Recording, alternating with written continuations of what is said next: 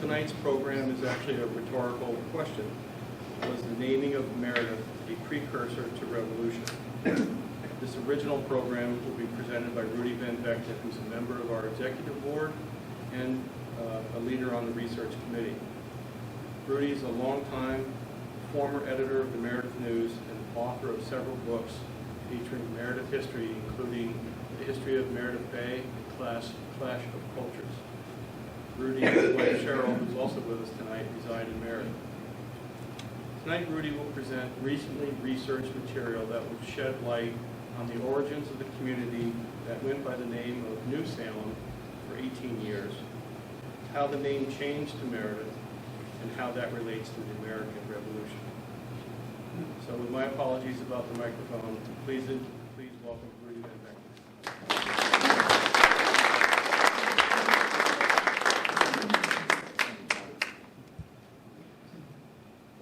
Hello, good evening. Thank you all for coming. Appreciate it. This topic is one I've been interested in for a while. In fact, probably one of the most frequent questions we get at the Historical Society Museum is, how did Meredith get its name? I'll be telling you that tonight, and a lot of the context that goes along with it. That is new material that hasn't really come to light until now. It's a lot easier these days to find out these things because of internet research. You know, back when we were all going to school, it was much more difficult to go to a library and get all these sources and write them down on note cards and all that kind of thing. So, and now it's a lot easier. You just go on the internet. Most of the materials, research materials, are right there. In fact, we have some of our own materials that we've been digitizing that are now available through our website, including a lot of the old Meredith town records. Very valuable materials. So to start here, John Wentworth, you probably have heard of him. He took over as New Hampshire's provincial governor in the summer of 1767. He was only 30 years old, and he had managed to impress the English lords and royalty over the previous 3+ years during a visit to England. While there, he fell in with a political party known as the Whigs, led by the Marquis of Rockingham. And in 1765, he reportedly advised the Marquis in preparing a successful campaign to repeal the unpopular Stamp Act. Returning to Portsmouth as governor, Wentworth proved popular early on as he encouraged expansion of the province into untapped frontier sections and built a network of roads to access them. But after a few years, his popularity waned as colonists grew increasingly frustrated with English taxes and oppression in the early 1770s.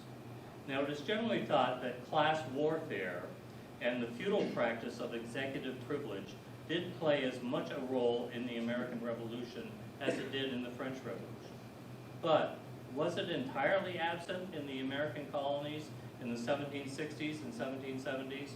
Well, my program tonight will try to show that there was one executive privilege, that of a governor naming towns like Meredith after his own family and friends, that stoked colonist resentments to the point of supporting a revolution against Mother England. So first, a little background. King George II in 1641 ruled that the New Hampshire-Massachusetts border ran 3 miles above the winding course of the Merrimack River until the river bent sharply northward, approximately at present-day Lowell, Massachusetts. And from that point, the border followed a straight line west till it meets with His Majesty's other governments. So here is the Merrimack River, and here is the border that he established following out to His Majesty's other governments, which becomes New York. The problem was New York claimed this territory in here. So this gave New Hampshire undisputed jurisdiction over the lands between the Merrimack and the Connecticut rivers, between here and here. But Governor Benning Wentworth concluded that since Massachusetts and Connecticut provinces extended all the way to present-day New York, this meant that he also now also controlled the land west of the Connecticut River, the territory that became the state of Vermont. Starting in 1749, he began carving out 6-mile square blocks of land in what became known as the New Hampshire Grants, naming the first one Bennington, down here, after himself, and others after friends and political backers in England. And in each of these townships, he reserved 500 acres for himself. Why not? There was one problem, however. New York considered the territory west of the Connecticut River to be part of their province. In 1764, George II's grandson and successor, George III, settled that argument in favor of New York. Fallout from this decision, including the eventual replacement of Benning Wentworth as governor, and also the growth of a rebellious group of settlers in the New Hampshire Grants who adopted the name, you've probably heard of them, the Green Mountain Boys. Meanwhile, a group of New Hampshire investors had purchased the original Masonian grant of New Hampshire from John Tufton Mason in 1746. Benning Wentworth, the governor, opposed this momentous transaction because it deprived him of his 500 acres per town. Now it was the Masonian proprietors who reserved acres for themselves in each of their grants. And the Masonian area was roughly a curve that ran up about here. So it started at Portsmouth, it ran 60 miles inland and followed a curve basically 60 miles at all points from Portsmouth.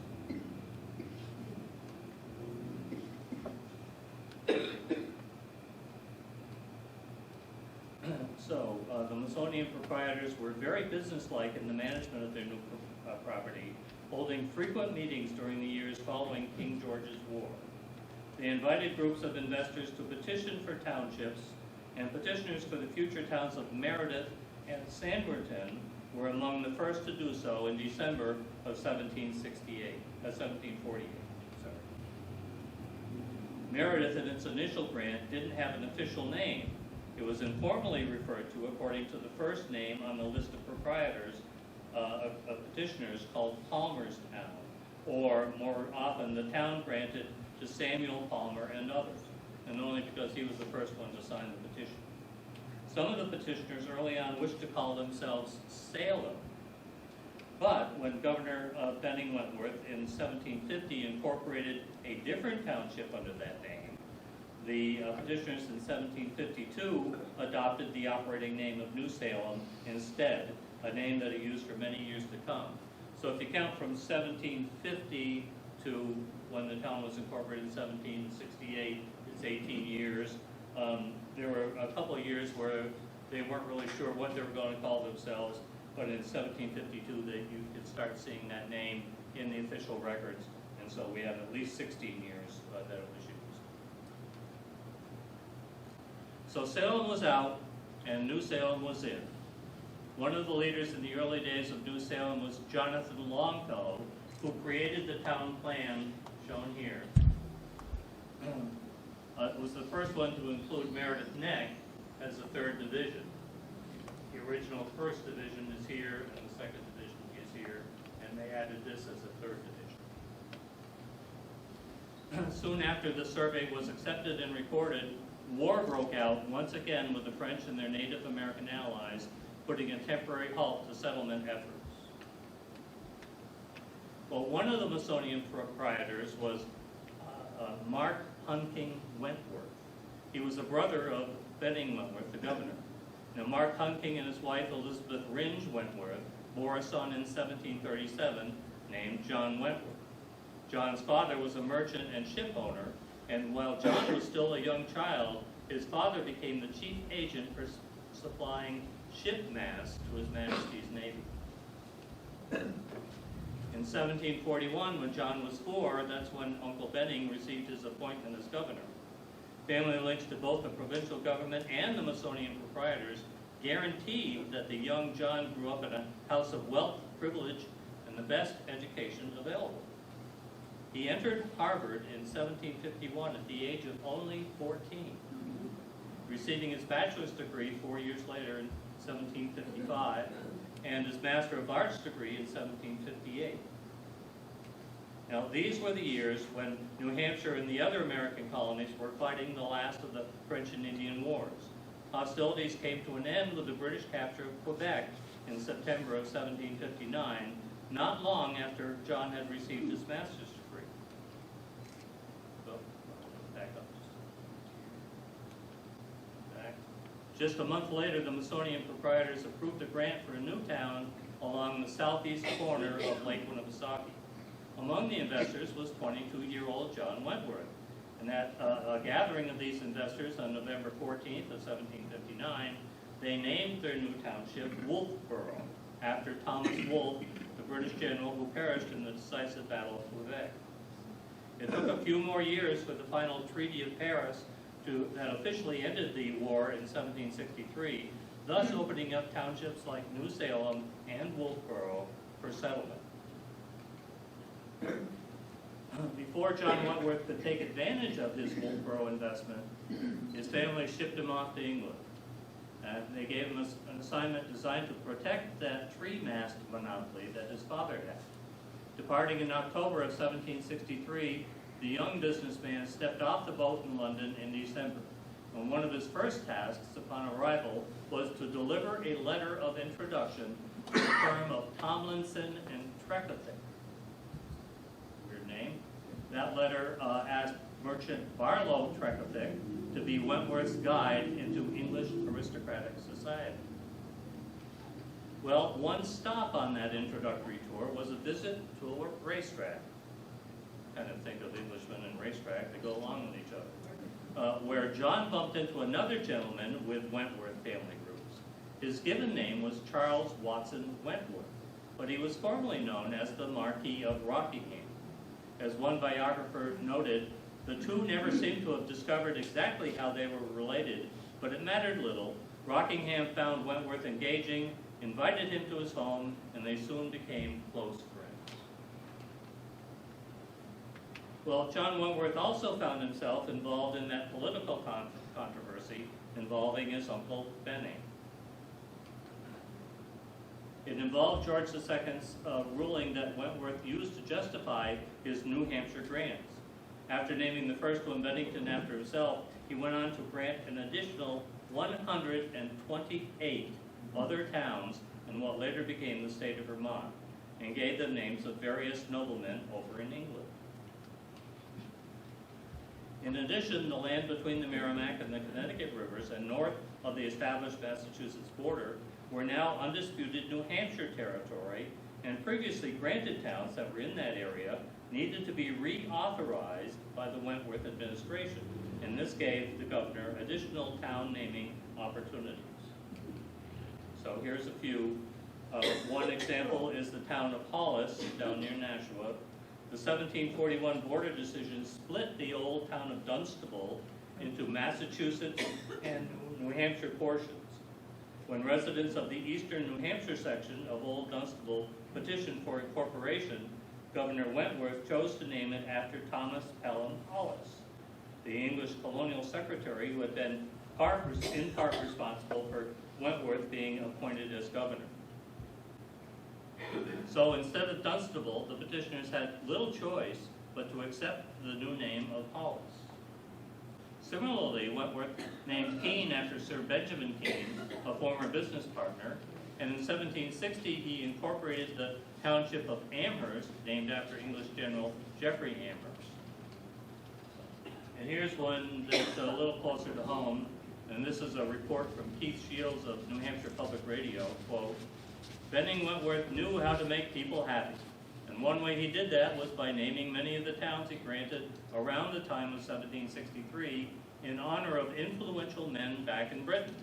And so that's why Sandwich was named after, you guessed it, John Montagu, the 4th Earl of Sandwich."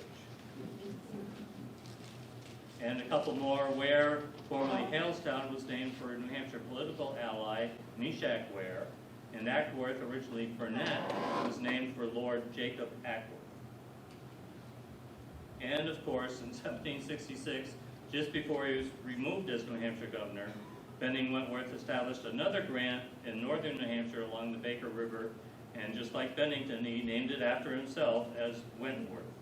Now, the Wentworth town historian, George Plummer, says, having given the town his own name, he showed further interest in it by reserving for his own benefit, here we go again, a tract of 500 acres. So this habit of reserving 500 acres for himself was the subject of complaints against the governor, and his nephew John Wentworth described the issue this way while he was over in England. In a letter that he wrote back to a friend in America, he said, during his administration were granted by him many townships of crown lands, both on the east and west side of the Connecticut River, in each of which was one lot of 500 acres reserved, which he intended as a grant to himself. The impropriety of this mode was often represented to him, but he still persisted until my arrival, when he thought it best to desire some more valid security. So remember that word impropriety, that John Wentworth thinks that his uncle Benning was improper in doing this. So in fairness, I should point out that Benning Wentworth's habit of personally choosing names for towns and reserving acreage for himself was already a well-established tradition before he became governor. His predecessors had done the same thing, although to a much smaller scale. And one of those predecessors was his own father, Lieutenant Governor, another John Wentworth. So George II died in 1760, and his eldest son, Frederick, having predeceased him, it was Frederick's son, George William Frederick, who succeeded him to the throne as George III.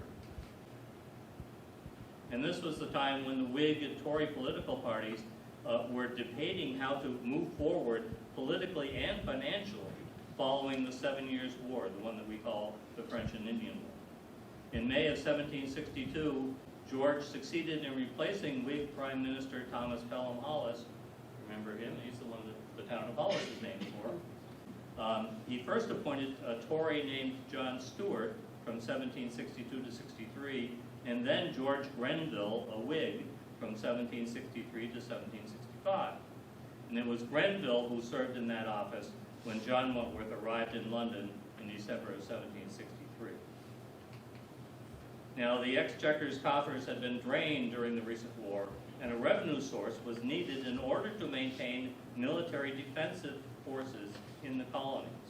So Parliament in 1764 enacted the American Revenue Act, or more commonly known as the Sugar Act. With the colonies now experiencing a post-war economic depression, colonial port cities voiced objections to this new tax. And among the loudest voices were Samuel Adams, not the beer, the politician, and James Otis of Boston. Quote, if taxes are laid upon us in any shape without our having a legal representation where they are laid, are we not reduced from the character of free subjects to the miserable state of tributary slaves? That was Sam Adams. So even worse were rumors that Parliament was considering another measure that would tax printed matter, requiring that only paper with an official stamp could be used. And this official stamp was only given upon payment of a tax. Well, on January 8th of 1765, the New Hampshire legislature in Portsmouth received two letters, one from Massachusetts and the other from Rhode Island. These letters urged New Hampshire to join them in sending a remonstrance home for endeavoring a repeal of the Sugar Act and preventing a Stamp Act or any other impositions and taxes upon this and the other American colonies. Well, after the Stamp Act was enacted by Parliament in March of 1765, opposition leaders called for a gathering of representatives from each colony into a Congress. The goal was to formulate a unified strategy of resistance. And it is worthwhile noting that this Stamp Act Congress became the model for the later First and Second Continental Congresses during the following decade. New Hampshire's legislature received an invitation to the Stamp Act Congress in June of 1765, but responded that, quote, "The present situation of our government affairs will not permit us to appoint a committee to attend such meeting. But we will be ready to join in any address, or letters, in other words, to His Majesty and the Parliament."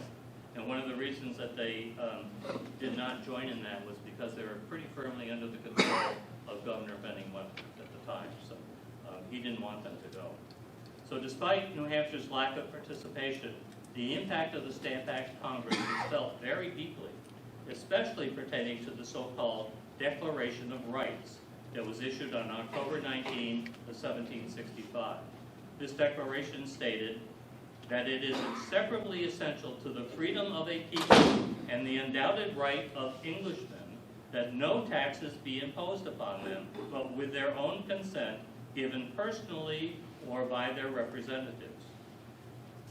Now, the Congress also agreed to boycott British imports, causing financial concern among the merchants, both in the colonies and over in England. And it was this second measure, this boycott, that eventually proved to be the Act's downfall. Well, reaction to the Stamp Act spilled over into public demonstrations. And we find this in the New Hampshire Legislative Journals. Quote, "On the 1st of November last, a number of people were assembled together in a riotous manner in the town of Portsmouth in professed design to oppose the Stamp Act taking place, and in a riotous manner did damage, break, and spoil a house built at our expense." Well, all right, so here's a guy that you might suspect has something to do with our story tonight. Resistance to the Stamp Act wasn't limited to our side of the Atlantic. There was plenty of opposition over in England, included in the hallowed halls of Parliament, where, by the way, the term Sons of Liberty was first introduced. There were 49 members of Parliament who voted against passage of the Stamp Act. And one of these, the representative from Liverpool, had this to say, and I quote, "We here in England cannot lay a tax upon others without laying it upon ourselves. This apparently is not the case over in America. We shall tax them in order to ease ourselves. We ought therefore to be extremely delicate in imposing a burden upon others which we not only do not share ourselves, but which is to take it far from us. If we tax America, we shall supersede the necessity of their assembly." In other words, there's no sense for the American colonies to have their own representative governments if Parliament is just going to do what they want anyway. So the name of this representative is Sir William Meredith, and as we'll see, he's the gentleman for whom Meredith was later named. Well, their arguments failed to win the day, and the Stamp Act was approved by a vote of 205 to 49. And it was signed into law by George III on March 22nd, 1765. But that wasn't the end of the opposition. Far from it. After the Stamp Act went into effect in November of 1765, the New Hampshire House resolved, quote, "that this House do fully approve of and heartily join in the resolves and several petitions agreed upon by the said General Congress," the Stamp Act Congress. Now they're all for it after the Stamp Act goes into effect. And continuing the quote, "and forward them with duplicates by the very first opportunity to Barlow Trechethwick," remember him, "and John Wentworth, the two of them over in England. Trechethwick and Wentworth were thus enlisted by the New Hampshire legislature to be agents, or what today we call lobbyists. And they were asked to use their utmost endeavors to obtain the favor and compassion of our most gracious sovereign and the Parliament towards His Majesty's distressed but still most faithful and dutiful subjects in the American colonies." Well, Barlow Trechethwick himself, a merchant negatively impacted by the Stamp Act, was invited to give testimony on the floor of Parliament in February of 1766, so a few months after it was adopted, or after it went into effect. And another representative from the American colonies was invited also to give testimony. You might have heard of him. His name was Benjamin Franklin. He was then staying in London with his scientist friends. Well, Franklin bluntly told Parliament, quote, "A right to lay internal taxes on the American colonies was never supposed to be in Parliament, as we are not represented today." So the theme of taxation without representation just continues on and on. Well, while Precursor and Franklin were working with Parliament, John Wentworth was giving an earful to his new friend, the Marquis of Rockingham. Some researchers contend that Wentworth actually brainstormed strategies with him for repealing the unpopular tax. And Lord George III, complaints were coming into him from all sides, not only from the colonies, but from his own countrymen. And George, he was still young, he was still in his 20s. He didn't much like being portrayed as the villain. He focused blame on the act's author, Prime Minister George Grenville, and dismissed him from the post. George's selection to replace him was the Whig leader Rockingham. So the Marquis of Rockingham got installed as the new Prime Minister. And wasn't that fortunate for John Wentworth? During Rockingham's brief administration, he rewarded some of his fellow Whigs with government appointments and titles. Among these was Stamp Act opponent Sir William Meredith, who received an appointment as Lord of the Admiralty. This change in the English power structure worked out well for Wentworth, Precursor, Franklin, and the American colonies in general, at least on the surface. The new Prime Minister and members of his Rockingham Whig Party succeeded in repealing the Stamp Act in March of 1766. So it didn't last too long, but it sure raised a lot of dander in the American colonies. Now, it took a while for word to arrive across the ocean, and it wasn't until June 25th that Benning Wentworth announced the good news of the Act's repeal. But of course, there was bad news to follow, and the elation over the victory was tempered by the accompanying Declaratory Act that was also enacted by Parliament. And it stated that Parliament retained the right to impose any new taxes on the colonies at its pleasure, despite the lack of colonial representation. So further disappointment soon followed 3 months later when King George dismissed Rockingham as Prime Minister and tasked William Pitt the Elder with forming a new government. Pitt eventually selected Augustus Henry Fitzroy, the Duke of Grafton, for which our county of Grafton was eventually named, as England's next Prime Minister. Rockingham, meanwhile, and his party of Rockingham Whigs continued their opposition movement to the Tories, but now with far less clout. And it was shortly after John Wentworth's arrival in England that George III had ruled against Governor Wentworth's right to charter towns in the New Hampshire grants. And as researcher Paul Wilderson tells us, quote, "The evidence was overwhelming that Benning Wentworth would be replaced." Benning Wentworth's removal came following that key ruling by King George that 1, the New Hampshire grants had usurped New York territory, and 2, the ruling that it established the Connecticut River as the boundary line between New Hampshire and New York. So New York claimed all that territory that's now Vermont.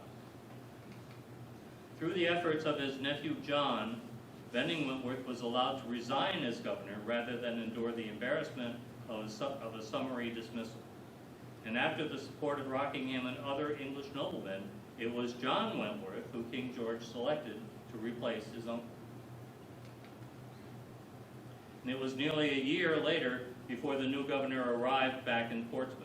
And he gave his introductory speech to the legislature on July 2nd of 1767, trying to balance lingering animosities over the Stamp Act with his new responsibilities to enforce the will of Parliament and George III.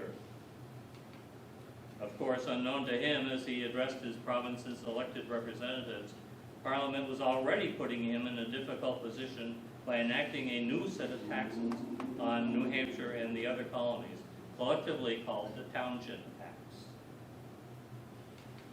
Well, none of this was particularly important to the day-to-day lives of the first settlers of New Salem. A slow trickle of hardy pioneers began moving in, building cabins and clearing fields in 1763 and 1764, just before John Wentworth had sailed over to London. Now, one political matter that did inspire some interest of the local settlers was the New Hampshire government's approval of an act in January of 1765, quote, for making a road to co-ops. This road, built about 1770, became known in local parlance as the Province Road, and it wended its way right through the township of New Salem. Fording the Winnipesaukee River back then presented quite a challenge for the early settlers of New Salem, and Ebenezer Smith, who was quickly becoming the town's leading settler, spearheaded a group constructing a bridge from Upper Gilmanton over the river into the southern tip of early Meredith. So on this map here, Gilmanton would be down here on the other side of the river and the lakes, and the bridge would have crossed right into what's now downtown Laconia, which was then part of Meredith. So that section, as a result, adopted the name Meredith Bridge. Now, there were only about 24 New Salem residents in the summer of 1768, but that lack of numbers didn't prevent them from petitioning Governor Wentworth for the advantages of incorporation. Their petition reads in part as follows. The humble petition of David Lawrence Esquire and Ebenezer Smith gentlemen, in behalf of themselves and others, proprietors and inhabitants of New Salem, they specify the name New Salem, in the province aforesaid upon Winnipesaukee River, pond they called it, showeth that 17 families have actually settled and are now resident in, again they name it, New Salem, and 4 other families preparing to go and reside there. That they humbly apprehend that they are right for an incorporation and an investment with town privileges, which will greatly assist the present selectmen and accelerate its completion, as they can thereby make proper highways and have power to choose town officers, etc. They therefore pray your excellency and honors to take the premises into your consideration, and that they may be incorporated accordingly. So the map here is a town plan that revised and updated the original 1754 plan, and it was done by Ebenezer Smith and a committee of other surveyors.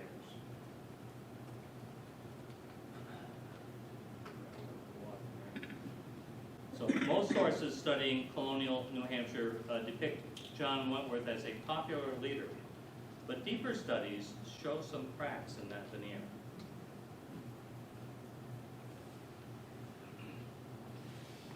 One area of concern was that his council members, it was governor and council like it is now, sort of, but the council members were nearly all related to him, either by blood or by marriage.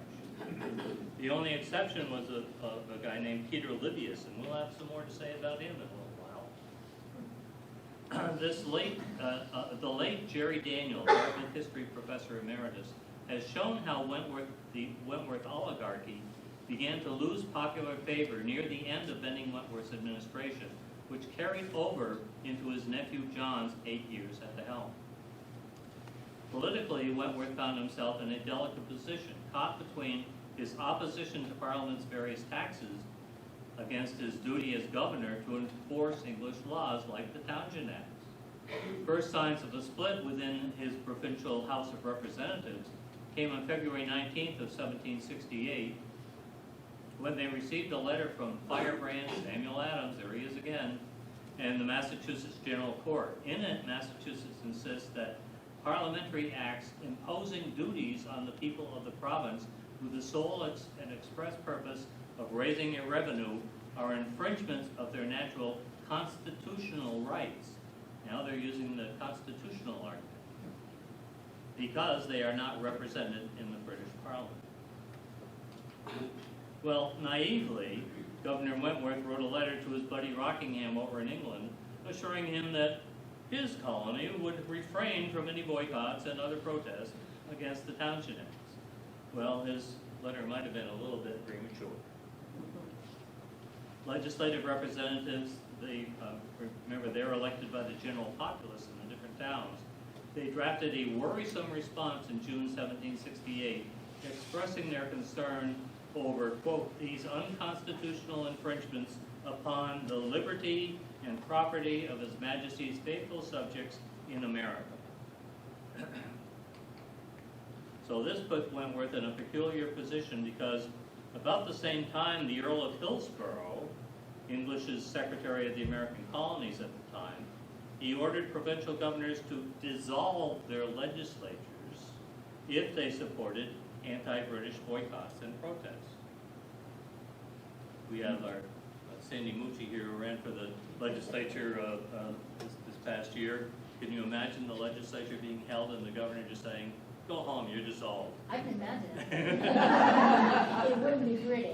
Right. So Wentworth's concern only increased in October when British troops and warships began arriving in Boston Harbor, and he expressed that concern in a letter to Barlow Trekathik, there he is again, explaining to him in November of 1768, quote, the Assembly of this province have thought their duty obliged them to represent to His Majesty the burdens and hardships that their constituents sustained by the late acts of Parliament which have succeeded the Stamp Act. So despite John Wentworth's concerns over the British usurping American prerogatives, he didn't have much concern about joining up with his uncle's penchant for naming towns, totally ignoring, in most cases, any preference by the settlers themselves. One such naming opportunity was already in the works when he took over in 1767. Wentworth officially incorporated that town on September 3rd, naming it after his uncle, Theodore Atkinson. The town's name was Atkinson, who was a longtime secretary of the province of New Hampshire and a member of the Governor's Council during Benning Wentworth and John Wentworth's administration. And he was also his wife was Hannah Wentworth, Governor Wentworth's aunt. So, and Theodore Atkinson Jr., by the way, was a Harvard classmate of John Wentworth, and a cousin also of John Wentworth. Very close family. In the spring and summer of 1768, another town naming opportunity landed in Wentworth's lap when residents of a village known as Peterborough Slip, or Sliptown, petitioned Wentworth for incorporation. This was right about the time that John Hancock's ship, the Liberty, had been forcibly boarded by the British down in Boston for alleged customs violations. Enraged over the incident, bands of the Sons of Liberty had rioted, burning the houses of some of the Boston customs officials. One of those officials was John Temple, and he was another of John Wentworth's former college buddies. Temple also held the honorary position as New Hampshire's lieutenant governor. It was just an honorary position. He didn't really have any duties, or he probably would never have taken over something that happened to John Wentworth. Following the Boston riot, Wentworth offered sanctuary to Temple, who turned down the offer. And as noted by Wentworth biographer Paul Wilderson, this was probably for the best. Because not long after this, Wilderson says, the New Hampshire Assembly passed a resolution in unequivocal terms that the customs commissioners, including Temple, were not welcome in our province.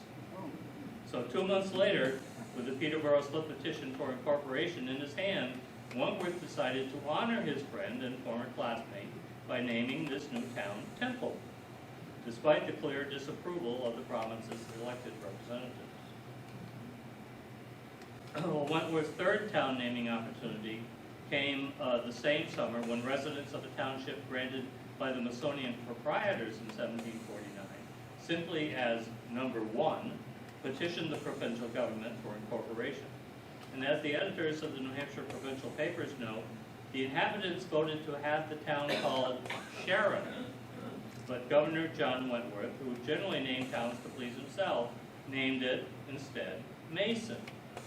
And this was most likely after John Tufton Mason, former owner of the Masonian grant. And by the way, Tuftonboro was also named for John Tufton Mason. Now, similarly, when residents of the township known variously as Toddstown or New Marlborough that's located west of Hopkinton. They petitioned to have their town incorporated under the name Marlborough. But Governor Wentworth on November 10th of 1768 again usurped the town's request in favor of one of his merchant friends over in London, John Henniker. That's the town of Henniker. So that December, when Governor John Wentworth pulled out the incorporation request from that little frontier town calling itself New Salem, he already had named at least 4 other towns, and in 2 cases, he had ignored the petitioners' wishes and rejected their preferred names, and instead given them names in honor of his friends and political associates. Well, based on this past practice, it is not surprising that Wentworth also rejected the name New Salem when he approved of our town's incorporation on December 30th, 1768, almost the end of the year. Instead of New Salem, Wentworth paid tribute to one of those outspoken Rockingham Whigs over in England who had objected to and helped secure the repeal of the Stamp Act, Sir William Meredith. Now, for the small population of the frontier town, it must have come as a bit of a shock.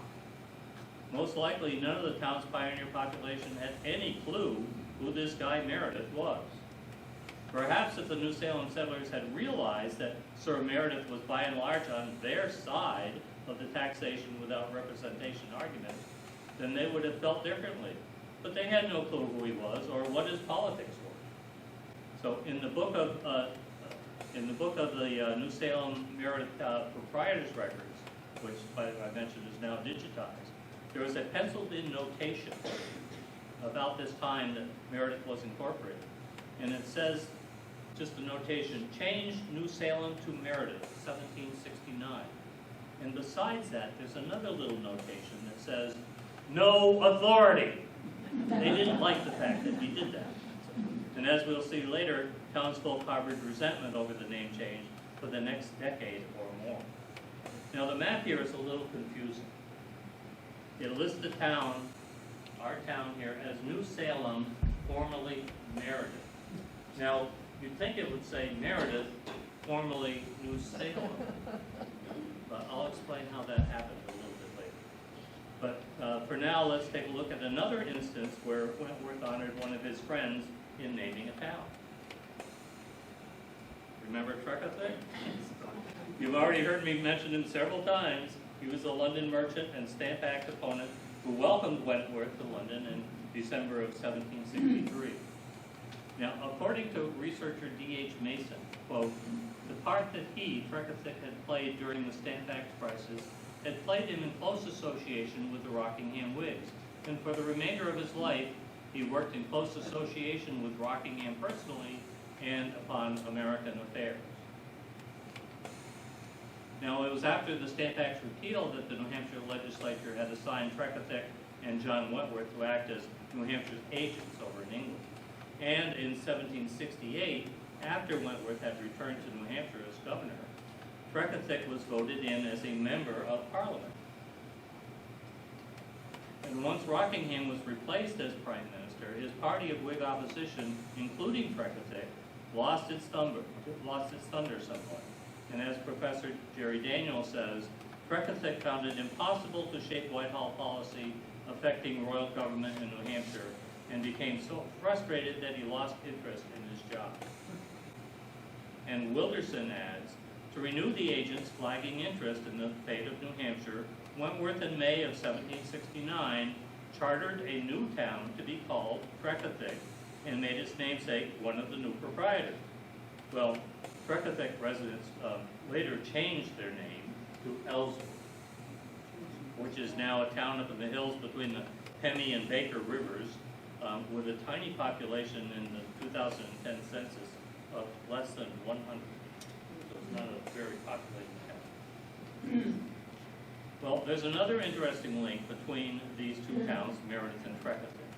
After the death of his first wife in 1769, Barlow Precursor remarried, this time to Anne Meredith, the sister of Sir William Meredith. In retrospect, I guess we should all be thankful that between the two, we ended up with the name Meredith. Precursor is a little bit more difficult. Barlow Precursor, by the way, he remained a champion of the colonies for several more years, but came down with palsy in March of 1774, which led to his death the following year. Well, Governor Wentworth didn't stop his town naming project with Meredith and Precursor, so here are a few more. And I don't want to go into a lot of detail. He named Surrey for Charles Howard, the Earl of Surrey, who was a political aligned British nobleman.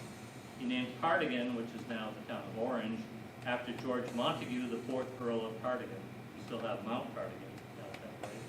He named Shelburne for Sir William Petty, the Earl of Shelburne, who was also politically aligned with the Rockingham Whigs.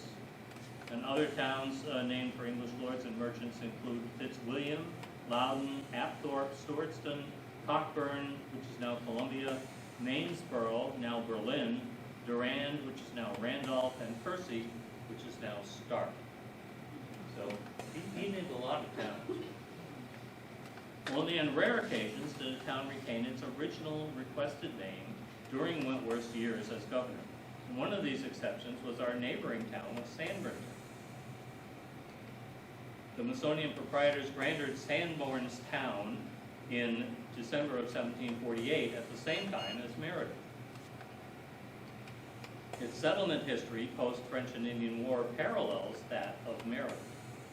And residents of Sanbornton in 1770 petitioned that the governor authorize incorporation for their, quote, township of Sanborn, so-called. And it was just over a year after Meredith's incorporation. Now, acting much more swiftly than with other towns, including Meredith, Wentworth approved and signed off on the incorporation on March 1st of 1770 by the name of Sanbornton. So they got their wish, we didn't. So, how about a little Wentworth family gossip? Theodore Atkinson, I mentioned him earlier, Theodore Atkinson Jr. He was John Wentworth's cousin, and the two were roommates at Harvard. And after graduation, Theodore married another cousin, 16-year-old Frances Wentworth, who was the daughter of Samuel and Elizabeth Deering Wentworth, and also his and John's first cousin. So you can see it was quite a cozy little family. Not long after John Wentworth took his office as governor, Theodore Atkinson Jr. came down with tuberculosis, what they called consumption. He died on October 29, 1769, leaving Frances a young widow. And on November 11th, only 10 days after Theodore Jr. was buried, John Wentworth and Frances were married. So just as it would have today, this rushed nuptial raised some eyebrows. As described by biographer Wilderson, Portsmouth lore has long fostered a story that the two carried on a heated romance behind her husband's back. That legend may be true, but by itself does not account for such a hasty wedding, an obvious breach of social decorum. Well, Wilderson goes on to present a theory about that hasty wedding. In May of 1770, only 7 months after the marriage, Frances Atkinson Wentworth, you guessed it, gave birth to a son, and he was christened in the church with the name of John. So, again quoting Wilderson, the child apparently does not live long, for no further mention of him can be found. Nonetheless, the fact that he was given a name, John, and was baptized, seems to belie Wentworth's attempt to mask the event as a miscarriage. He had said that it was caused by a dog attack, a vicious dog attack. But Wilderson apparently doesn't believe that. I have little doubt that when this gossip reached the pioneer settlers of Meredith, they had a grand old time at the governor's expense. He was, after all, the one who had stolen their town's name. So 2 years later, in another round of town naming, Wentworth carved 2 towns out of land located west of present-day Concord. One of these he named Francistown, one of the towns that just got hurt by the flooding, by the way, after his wife's given name, rather than the requested name they had asked for the name of Antrim. The second he named Deering, after Frances' mother's family. And here are a few more towns named for the Wentworth family, Rindge is named not only after his mother's maiden name, but also after Governor Wentworth's uncle and council member, Daniel Rindge. Governor Wentworth named Jaffrey after his step-cousin George Jaffrey III. And by the way, the Historical Society Museum has a document signed by George Jaffrey, and it's on display at the museum. It's a tax bill to the town dated in 1774. Wentworth named the town of Warner after his close friend Jonathan Warner of Portsmouth, despite the town petitioners requesting the name of New Almsbury. During the Revolution, by the way, Jonathan Warner was jailed for being a loyalist sympathizer. Of course. So remember what I said earlier about how John Wentworth replaced his Uncle Benning as governor, in part because the governor reserved 500 acres of land for himself whenever he granted a new town. Well, it all came back to haunt John Wentworth during the years 1772 and 73. Governor's counselor Peter Livius, the only one of his council who was not a relative, filed suit on July 9th of 1772, complaining of the governor's conduct and charging him with oppression and maladministration in the government. During a meeting of the council the previous year, Governor Wentworth had asked, in reference to his Uncle Benning's claims, whether he, John, could re-grant that land. All council members agreed with the governor, except for Peter Livius, who said re-granting the land would compromise any settlers who had made improvements on it. Wentworth wanted the lands for himself, notes his biographer Wilderson. And don't forget, Wentworth got his job as governor after he had referred to this practice as being improper, and that it was an impropriety on the act of his part of his uncle. Well, Wentworth denied Livius's charges, and his buddy Barlow Trecothick played a role in the governor's defense, along with others. And following an investigation, the Lords of Trade issued a report on May 10, 1773, finding that the governor's council is, quote, composed almost altogether of his own kindred or relations by blood or marriage, end quote. And this council, they continued, had allowed him, quote, to, without any legal process whatsoever, resume and regrant several tracts of land reserved to the late governor within each of the townships granted. So it looks like he got caught red-handed. Finding Livius's charges were justified, the Board of Trade advised that Wentworth was, quote, not a fit person to be entrusted with your Majesty's interest in the important station that he now holds. Well, at that point, Wentworth's allies over in England interceded on his behalf, and they managed to get a reversal of the Board of Trade's recommendation. And bringing the matter to a close on October 8th of 1773, the King's Privy Council, you know, I could never figure out why the council met in the privy, but apparently they reported to George III, quote, that there is no foundation for any censure upon the said John Wentworth, end quote. The basis for their favorable ruling was largely due to one overarching fact. At that point in time, Governor Wentworth had prevented protest in his province, such as were rampant down across the border in Massachusetts.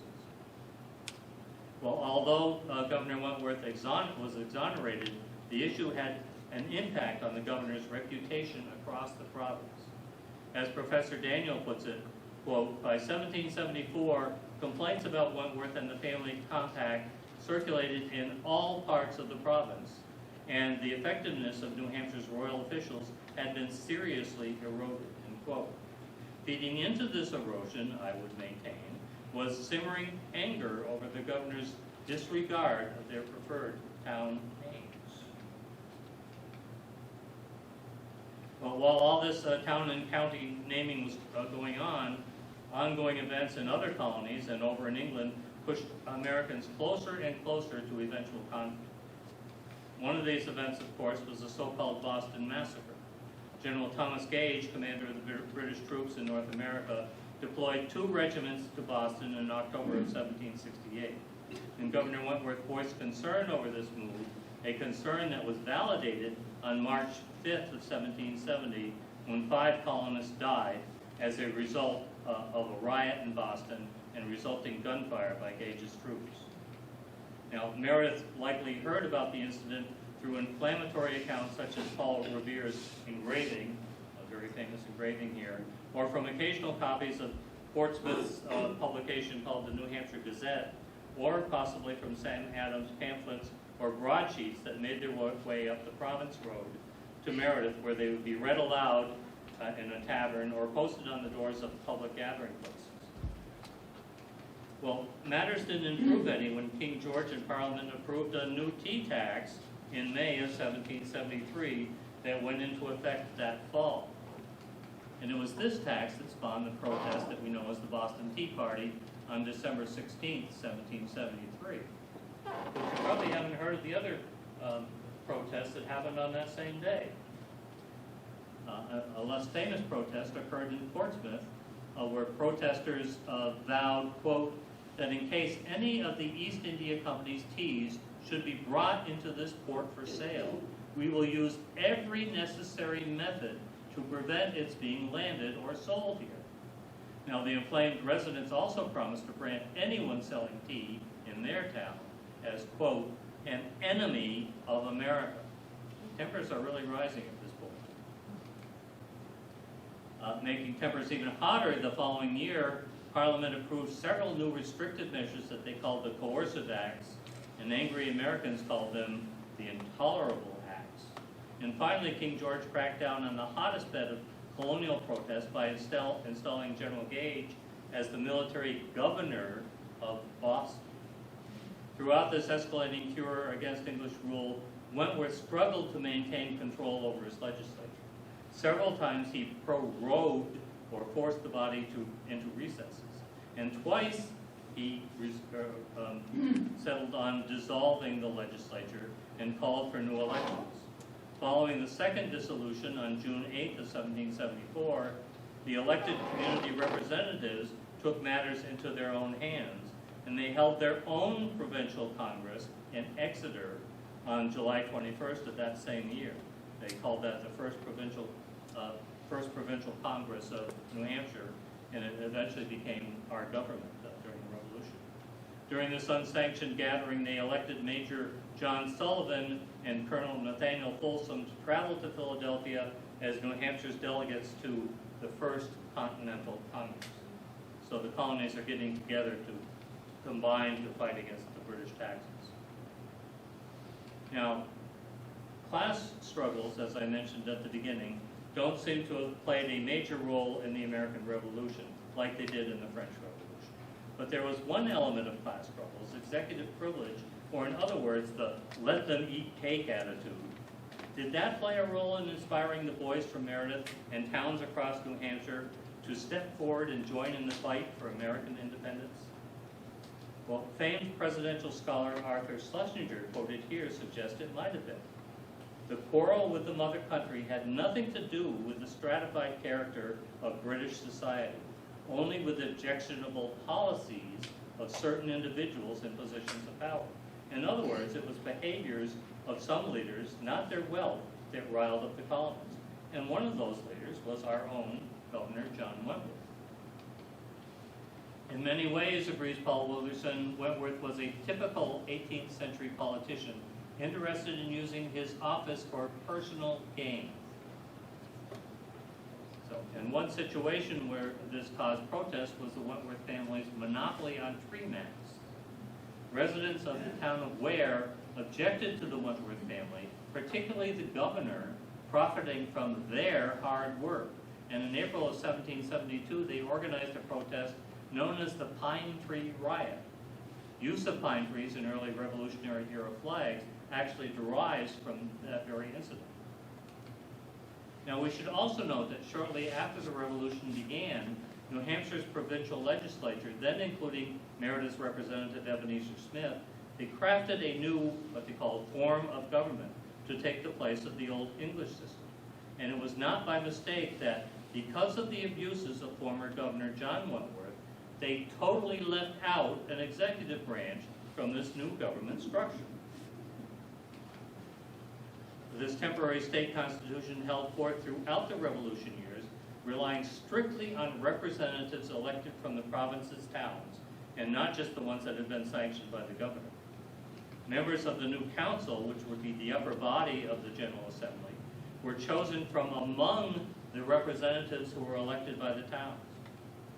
And the executive branch duties, when the legislature was not in session, they were handled at times by a committee of safety that had been, again, appointed by the legislature. So everything in the government was controlled by the House of Representatives. Now, how did John Wentworth's practice of naming towns after his family and friends play into this anti-executive trend? Although I can point to no specific contemporaneous complaints from various towns, numerous later researchers and writers have questioned the governor's naming policy. I read a couple of those during the program. In the specific case of Meredith, however, there is actually a key piece of evidence that proves that residents harbored resentment against Governor Wentworth for naming their town something other than the name New Salem that they had used for many years. Following the decisive victory at Saratoga in October of 1777, so during the Revolution years, and news the following spring that France had recognized the United States as a new country independent of Great Britain, it looked like the Revolutionary War had shifted in favor of an eventual American victory. And the time seemed ripe for our local residents to undo that unpopular name of Meredith. So when voters convened at a town meeting in April 6, 1778, they took two pertinent actions. First, they voted to petition the General Court to have the name of the town of Meredith altered to the former name that said town was called by, which was New Salem. Second, they directed their trusted local representative, Ebenezer Smith, to, quote, be a committee for that purpose, end quote. In other words, they expected him to take care of all the legislative requirements to make it happen. Now, there is no reference in the state legislative journals indicating that Ebenezer Smith ever followed through with that directive. But we can't really blame him, and I'll explain why. It turns out that the town of Salem, on the Massachusetts border, Salem, New Hampshire, has started using the name New Salem during the Revolution. Now, as you might expect, this dual use of the name Salem has caused confusion ever since. So when the compilers of the state and provincial papers included a section of Meredith with papers from Meredith, they referenced a 1773 petition by a resident of, quote, New Salem in the county of Rockingham regarding a tract of land, quote, adjoining the province line between that and Londonderry line. Well, there's several problems here. First, by 1773, Meredith had been called Meredith already for 4 or 5 years. Second, Meredith was at that time in Strafford County, not in Rockingham County. And third, Meredith never abutted either the province line, in other words, the Massachusetts-New Hampshire border, or the Londonderry line, the town line between Salem and Londonderry.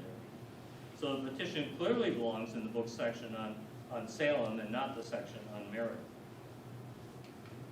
And then there's the Samuel Holland William Theydon map of 1784, a portion of which here shows a town next to Pelham, New Hampshire, bearing the name New Salem instead of Salem, where Salem should be. Now the logical question is, why 1 year after the close of the American Revolution would this map, if it was actually made in 1784, have this name? And keep in mind, this is the same map that I used before that showed our town being called New Salem, formerly Meredith. Well, it turns out that the map was surveyed not in the 1780s, but in 1774, the year before the Revolution, but was only published after the Revolution. So when he was gathering information, the surveyor apparently learned from our local residents that our town, in their estimation, should be called New Salem and not Meredith. And he also learned from folks in the southern town that their town should be called New Salem and not Salem. And the silly map maker never noticed that he had 2 New Salems in the same province. And he wasn't the only one. So Holland's error percolated down to at least one other cartographer, who's shown here has 2 separate New Salems. That's the one that's now Meredith, and here's the one that's now Salem. In the end, of course, neither New Salem survived. The southern Salem reverted back to Salem, and we stayed as Meredith. So, in conclusion, I would maintain that the naming of Meredith is clearly a situation that generated local resentment against John Wentworth and his use of aristocratic privilege. Given this resentment, it is no surprise that after they learned hostilities had broken out in neighboring Massachusetts in April of 1775, Meredith had no problem sending 10 or more recruits, about 1 out of every 6 eligible males, off to join the gathering New Hampshire regiments. Equally impressive, Meredith had no record of any loyalists during the war. Every eligible male signed the association test in 1776, pledging allegiance to the revolutionary movement. So as we approach the 250th birthday of our country, I ask, was the naming of Meredith a precursor to revolution? My feeling is the answer is yes. So one addition here, I added this in this book that I've written over the past couple of years, from which this program is taken from. It's just been published and is available on Amazon. We'll have them at the museum in a couple of weeks if anybody's interested in that. And it'll also be the source of, hopefully, some programs in the future as we approach the 250th birthday of the American Revolution. If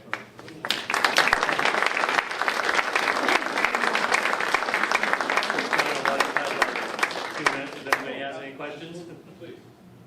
Yes. I disagree with you about Emily, about the name of Meredith, how it came about. I'm a direct descendant of Ebenezer Smith. Yes. And my sixth generation. But Ebenezer didn't follow through with the petition that they asked him to try and get Wentworth to change the name. He didn't follow through because he was a friend of the governor, and the governor is the one that named Meredith.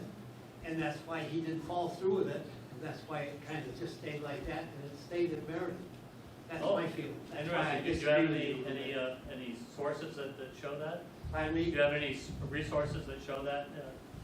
No, just by what you presented on your display. The Governor Wentworth, of course, had been gone when the town asked them to revert the name back. Right. There was, over the years, very interesting with Ebenezer Smith. They elected him selectman year after year after year, and they elected him first representative to the legislature and then state senator. He was actually Senate president, which in effect was second in command in the whole state for many years, or for a few years anyway. But there are times in the town minutes, town meeting minutes, where it looks like the whole town is voting opposite from the way he is. So there was some resentment going there. So I can certainly believe what you're saying. He was the first judge of Belknap County Yes. too. Yeah. And all when before Meredith, before the Revolution, there were a lot of arguments among residents, and my great-great-grandfather, Ebenezer Smith, always solved it. And would never, it never went on beyond his deliberations with the parties. Well, maybe afterwards I'd like to talk to you a little bit, because my program next year will probably be on Ebenezer Smith. I'd love to get your perspective on that. So, anybody else have any questions? Yes. When you refer to them saying it was unconstitutional, what constitution are you referring to? They'd be talking about the English Constitution. So they considered themselves citizens of England, basically, and falling under the English Constitution. They kind of came about during what's called the Glorious Revolution, which would be in the 1690s over in England, when the Stuarts got run out of town by the Georges, basically, that came into power.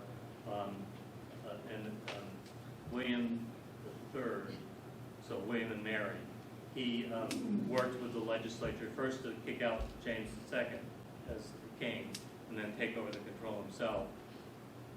And then working with the legislature, put together, among other things, a Bill of Rights. And a lot of our Bill of Rights are based on the English Bill of Rights. Any others? Yes? What happened to Governor Wentworth once he was dethroned? Did he retreat to England or? Yeah. So the question is, what happened to John Wentworth after he left? So There was a raid on Fort William and Mary, I think it is, in Portsmouth Harbor, in, I think it was December of 1774. And by the way, they learned about the British coming to that by a post writer, one of the Minutemen, basically, and the Sons of Liberty, Paul Revere, the same one who rode 4 months later down in Massachusetts. So he came up and warned the local people that the English were coming and were going to take the armaments out of Fort William and Mary. And instead, they went in and took all the cannons out and all the gunpowder out. So gunpowder was very valuable because there were no gunpowder plants in the colonies, very few. They had to scrounge for gunpowder throughout the war. Later on, a month or two later, the people I mentioned here, John Sullivan and Nicholas Folsom, came to Governor Wentworth's house. He had a loyalist sympathizer with him, and they wheeled a cannon up to his front door and said, "You've got to get out of here." So they threatened him at cannon point, not even gun point. And he escaped that night into Fort William and Mary. He stayed there for a few weeks and then sailed on a British ship down to Boston. He was in Boston for a while until the evacuation of Boston, went back to England, and eventually got appointed as the governor of Nova Scotia. And he was governor up there for many years. All in all, I think John Wentworth was a pretty decent guy, but it was a bad time for him to be governor. Anyone else? Yes. Hi. What is the difference between a gentleman and an esquire? Very good question. In most situations, Ebenezer Smith, in references early on, and you'll be interested in this, in the earliest references in Meredith, he's referred to as Ebenezer Smith Innholder. So he actually held an inn until he got elected as representative to the state legislature. And then he becomes Ebenezer Smith Esquire. But in this petition for town incorporation, he's called gentleman. He's not called Esquire. So Esquire is usually the largest landholder or a large landholder in the town. Okay. So he would have been called Squire Smith or something like that. And every town had one. You know, they're the wealthy people.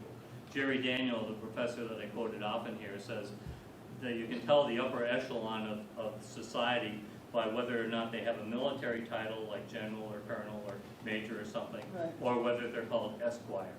So they're all in that same level of So a society. gentleman is maybe a step down? Apparently. So he hadn't quite reached that level at that point. When Right. it's still in the early days of Meredith. He was quite a guy, Ebenezer Smith. He did an awful lot. And if I get my program together for next year, we'll talk about how he relates to things like the Second Amendment of the Constitution and how he saved the Constitution. You know, it's very, very fine stuff.